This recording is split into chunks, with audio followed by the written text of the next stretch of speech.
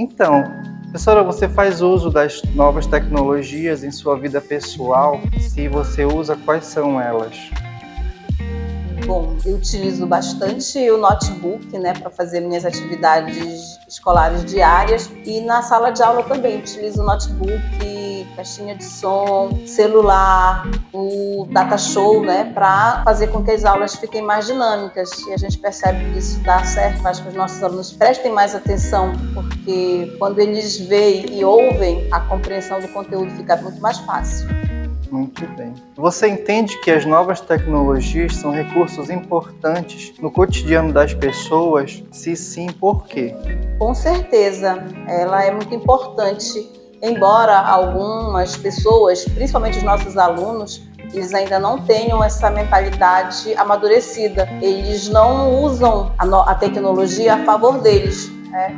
Porque eles preferem joguinhos, coisas fúteis, ao invés de focarem em coisas que vão trazer para ele novas informações, aprendizado. Então, eu concordo, né, que ela é muito boa, mas tudo tem esse lado positivo e negativo. Positivo a partir do momento que você sabe utilizar, sabe filtrar o que vai ser importante para você e o que não vai ser importante. Por outro lado, principalmente o nosso adolescente, ele não tem essa mentalidade amadurecida ainda.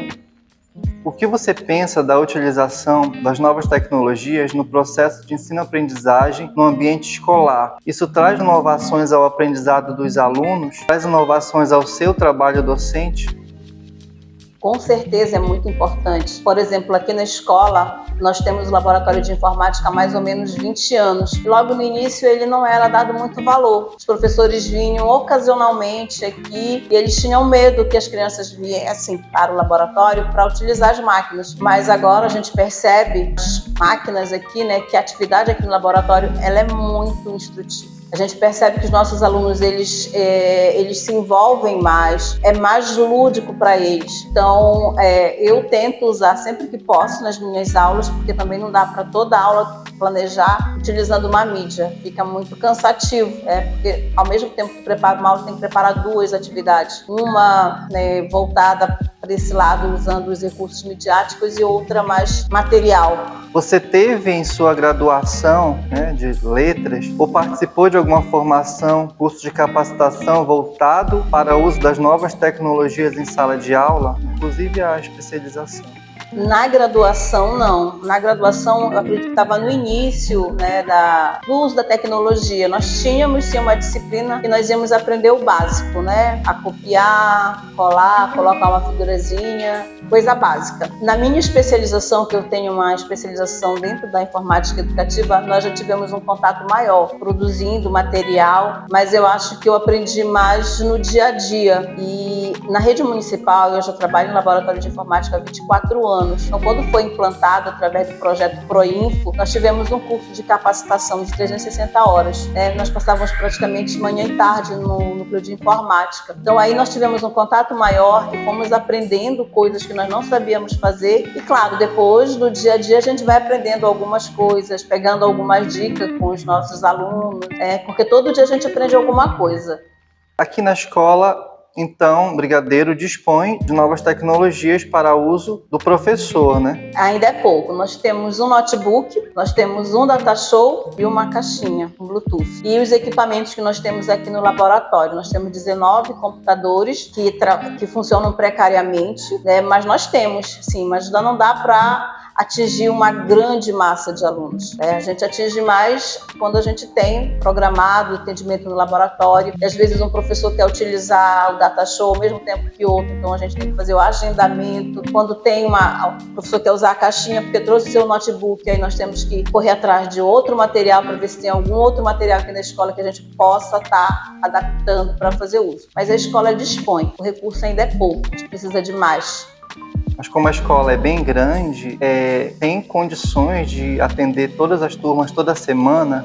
todas as turmas, acredito que não. Nós temos 14 turmas na escola e semanalmente nós atendemos uma demanda de 6 a 8 turmas, porque o nosso atendimento é direcionado principalmente às turmas do ensino fundamental menor e educação infantil. De sexto ao nono ano, o atendimento ele é feito através do agendamento, que como é hora-aula, e depende do professor da hora-aula. Mas quando nós temos atendimento, eu quero o primeiro tempo, necessito do último tempo, aí a gente tem que fazer uma negociação com os outros professores para que todos tenham acesso. Mas se fosse para atender as 14 turmas durante a semana, não daria. Ficaria muito apertado o horário. Bom, além de professora de informática do laboratório, você também é professora de sala de aula, né? Isso. Língua portuguesa, arte e literatura. Então, você como professora de sala de aula agora, você faz uso de novas tecnologias nas suas aulas? Sim ou não? E por quê? Quais essas tecnologias você usa? Eu faço uso sim, e bastante, né? Tanto que lá na escola, os meus alunos, quando eles escutam o barulho das rodinhas, eles já sabem que a gente vai utilizar o computador na aula. Eu utilizo o notebook, o data show, o celular. Às vezes a gente passa alguma atividade, alguma apostila através do WhatsApp ou posta algum material que eles têm que resolver, algum link para eles resolverem através dos formulários. Então eu utilizo bastante e gosto, né? Gosto bastante de utilizar, porque sempre a gente tem que correr atrás de coisas novas. Os nossos alunos, eles estão muito dispersos. Se a gente não traz algo que chame a atenção, aí a aula fica muito monótona e aí que eles não aprendem nada mesmo. A gente tem que fugir do tradicionalismo e começar a adaptar as nossas aulas para algo mais dinâmico. Qual a escola que você dá aula? Eu trabalho na rede estadual, na Escola Terezinha de Jesus Rodrigues e na ECIM, né? Escola Cívico-Militar José de Alencar, e também trabalho na rede municipal na Escola Brigadeiro Eduardo Gomes. Nessas duas escolas, ensino médio, né? Isso. Lá tem laboratório de informática, você usa esses laboratórios de informática e há profissionais nesses espaços para auxiliar você? Infelizmente, a realidade da rede estadual ela é muito diferente da rede municipal. Nesse quesito aí, são os laboratórios de informática. Antes da reforma na Escola Terezinha, nós tínhamos o laboratório. Era utilizado uma vez ou outra, porque a estrutura não era uma estrutura boa, nem todas as máquinas funcionavam, ainda eram aqueles computadores amarelos, né, os monitores bem grandes ocupavam muito espaço e nem todos funcionavam.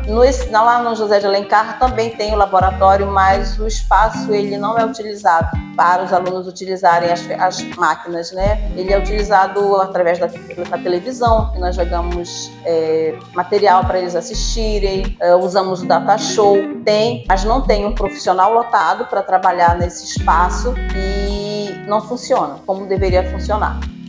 Voltando aqui para a Escola Brigadeiro, sua função de professora de informática, você auxilia e incentiva outros professores, os professores da escola, a utilizarem as novas tecnologias em sala de aula ou no laboratório de informática? Como você faz isso? Nós incentivamos sim, porque se nós ficarmos aqui no laboratório, se for lotado no laboratório, para mim seria muito cômodo eu vir 100 horas, ficar aqui no laboratório e não ir atrás dos professores, mas fica muito monótono o trabalho, então a gente vai atrás deles. Alguns professores ainda têm dificuldade, principalmente em manusear o próprio celular, principalmente nossos colegas mais antigos, eles têm essa dificuldade, de vez em quando eles estão pedindo até para a gente ajudar a passar um Pix, porque eles não têm essa agilidade, essa facilidade de aprender, e a gente incentiva assim, mesmo quando eles não vêm para cá, assim, olha, pega lá o data show, usa lá na tua sala de aula, modifica um pouquinho. Nós temos alguns professores que são muito parceiros e até dão algumas dicas, olha, eu já quero trabalhar desse jeito, a minha atividade hoje eu quero que seja assim, e aí a gente vai ajudando, colaborando no que a gente pode, dando também algumas dicas, algumas orientações e claro, né, eles nos ajudam bastante. Então a gente tem bastante parceria aqui no laboratório com praticamente todos os professores. Eu até comentava que esse ano aqui na escola nós tivemos uma grande participação, principalmente agora no segundo semestre, dos professores do sexto ao nono ano. Principalmente a professora de inglês fez atividades muito interessantes aqui no laboratório, a professora de ciências, a professora de matemática e língua portuguesa, e as do pré, o quinto ano, né, a gente nem precisa falar, porque elas são parceiras mesmo. Elas não faltam, porque se faltar o aluno cobra, né? E quando o aluno cobra fica mais complicado elas deixarem de trazê-los aqui para fazer alguma atividade, mesmo que seja só assistir um filme, porque eles também gostam. Então, em resumo, como você percebe essa relação entre o professor daqui da Escola Brigadeiro e as novas tecnologias no processo de ensino-aprendizagem? Nós percebemos que muitos já são adeptos a esses novos avanços, né? Como eu falei, os nossos professores mais antigos, eles têm dificuldade para baixar uma música, para imprimir um material, para organizar uma aula diferenciada no laboratório. Você acha que os professores aqui da escola se sentem preparados para o uso das novas tecnologias em sala de aula atualmente? Sim, nós temos colegas que, inclusive, eles têm o material deles, né, computador, notebook, e eles utilizam. Quando eles não trazem para o laboratório, é porque eles estão utilizando na sala de aula, e a gente incentiva sim, porque a gente sabe da importância que tem, tanto para melhoria no ensino-aprendizagem, quanto do próprio aluno, né? E o professor que não utiliza, ele é taxado daquele professor tradicional, daquele professor que ainda está acostumado só no escrever no quadro. Então, quando eles levam alguma coisa diferente, com certeza isso faz a aula se tornar muito mais dinâmica. Em sua opinião, os alunos se sentem motivados para aprender quando utilizam as novas tecnologias e por quê? Se a gente parar para pensar, os nossos alunos, eles sabem até muito mais do que nós, né? O professor de arte, ele propôs para os alunos fazerem um vídeo abordando matemática, né? E eles fizeram vídeos sensacionais. E nós vimos aí como eles não têm os recursos do microfone, os áudios ficaram baixos, mas a história foi muito bem contada, a apresentação ficou muito bem contada. Então, eles sabem, né? E eles até nos auxiliam nesse sentido. Então, ela é muito importante, sim, mas agora a gente tem que saber filtrar para não deixar que eles se percam e que o nosso trabalho flua também. E você teve dificuldades para trabalhar com o ensino remoto no período pandêmico? Se sim, quais foram essas dificuldades? Olha, logo no início, né, não vou mentir, a gente ficou um pouquinho preocupada. Por quê? Porque os nossos colegas, eles não tinham essa habilidade para mexer com o celular, para ver programas novos. Então, nós temos que estar pesquisando e montando apostilas, porque se a gente mandava um vídeo, eles não assistiam. Então, nós preparávamos vários tutoriais, pegando aplicativos que eles poderiam utilizar na sala de aula, para eles montarem as aulas e mandar para os alunos, né? Porque na rede municipal funcionava assim, eram apostilas e o professor, aquele professor mais dinâmico, gravava vídeo, mandava material, gravava aula e mandava para os alunos mostrando como eles deveriam fazer. Então, como eu volto a reforçar, os nossos professores que são adeptos aos avanços, eles faziam muito bem, né? Inclusive, a gente tem alguns registros desse período de professores que vinham para cá, gravavam as musiquinhas, mandavam para os alunos, os professores que davam a aula aqui do laboratório utilizando os recursos que nós tínhamos à nossa disposição. Então, foi um período, sim, de aprimoramento, que a gente tinha que conhecer algumas coisas, e de aprendizado.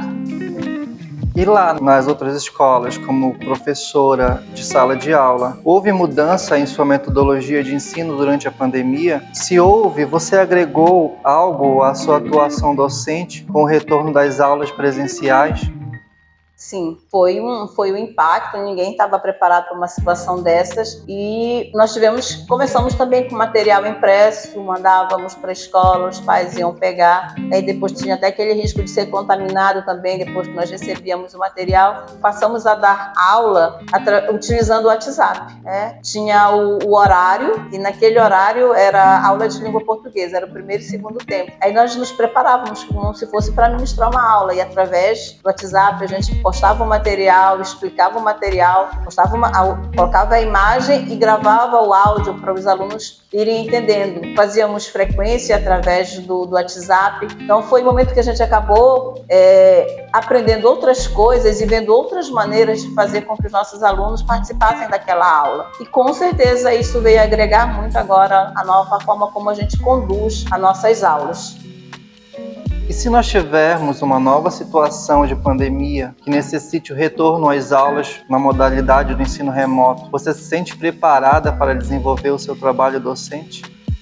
Preparada sim, mas com certeza a gente não terá 100% de aprendizagem. Porque a gente sabe que o aluno ele tá respondendo, mas ele pode estar ou não ali presente, assistindo a aula, que a gente não está vendo.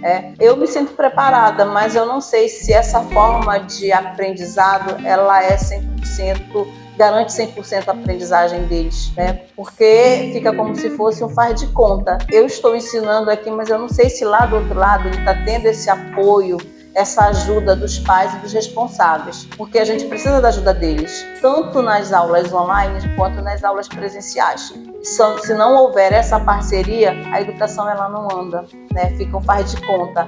Eu finjo que dou aula e eles fingem que assistem a aula. Agora, voltando aqui para a Escola Brigadeiro novamente, você acha que o uso de novas tecnologias no processo de ensino-aprendizagem é uma tendência mundial, um caminho sem volta? Na verdade, essa pergunta serve para geral, né?